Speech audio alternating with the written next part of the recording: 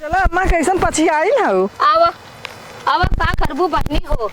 एक तो घाम करे तोर मा कर गया कितनी मेलहनी हो रे।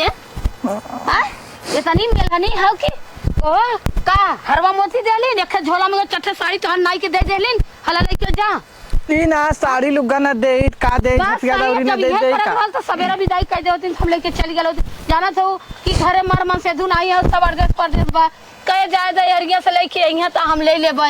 हैं देता कहीं ना आज 1 किलो मिठाई देली ना 1 किलो मिठाई 2 लुगारी दे दिन चला झुलावा बतावा आप का लेबो। अब तो बियाहे में तो हम कुल दे तेंगा लेके आओ तो मन ना जोगरा से सवेरा विदाई कर देले होतिन तो हम अपन लिया दिया ख्याल होई।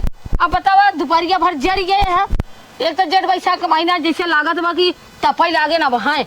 बतावा गोड़ के मशीन मुड़ा के पसीना गाड़ी चला जात बाटे पसीना से एकदम तर भर भाई।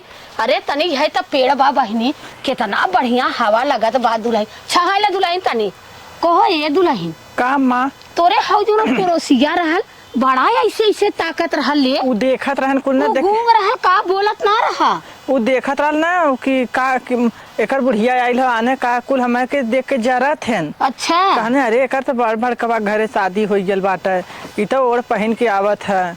अरे बहनी इतना घाम अरे बाप ये कुछ सोचा रहे हम ओढ़ पाए जाए ना ओढ़ले पहनले रहले बहुत कुल सोच देखलन। अरे चला बहनी अब हाथ दे जाए के बा हो ई का हम बताइए आवा हे भगवान अब पार लगावा तने ये देखा दुल्हन कायदे से रहू हाँ और खाना पीना कायदे से बनाऊ और खाऊ। एक जेठान हो घरे कि अपन कायदे से मिलजुल के रहू झगड़ा मार जिन करू जिन की चाय दाजा रेसी वो माल बहरे करत है तो तू अंदर का कैलू ई मतलब थोड़ा घूट काट के बैठल लाबू बात सही कहत हो अम्मा। बहन मिल के रहू।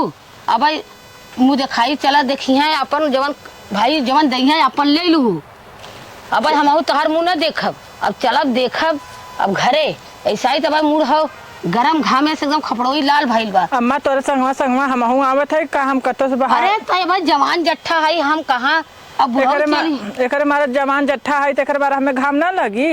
अरे बुढ़ऊ हम फोनवा करे कि आवा लिया दिया जा तो कहा आजा तू 1 घंटा काम हो गया तैयार रही अब लिया दिया के चली आओ झूठा आओ जितना पैसा कौड़ी लगी बर्बादी हुई ऐसा अच्छा हम कहे चला भाई ठीक बा अब 2 पैसा बचाऊ तब न काम दे आया चल तू का हम बताई एक धोती देले बाई लहुआ पतुआ एकदम मन तो करता फेंक दे लेकिन कहीं लग जाए कम से कम नहाए धोए के तो पहिरे के काम दे।